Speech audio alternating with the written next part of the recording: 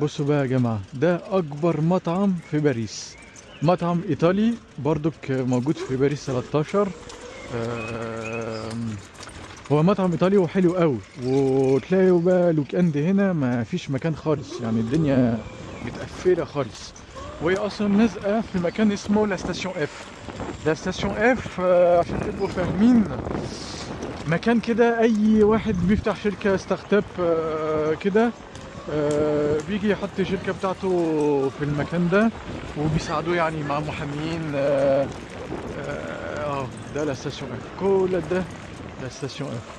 ولازق فيه اللي هو المطعم لا فيليسيتا، اسمه لا فيليسيتا. اكبر مطعم في باريس، وهو اصلا مطعم ايطالي. بص المنظر، هو حلو قوي.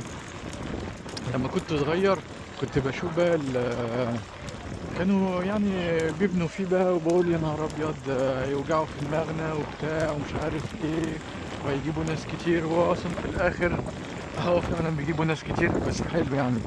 يعني مخلي سمعة باريس 13 حلو قوي. اهي شايفين كل ده لا ستاسيون اف.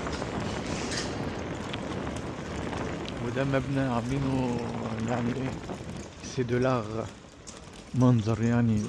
اه شايفين اهي لا ستاسيون اف. يلا سالو.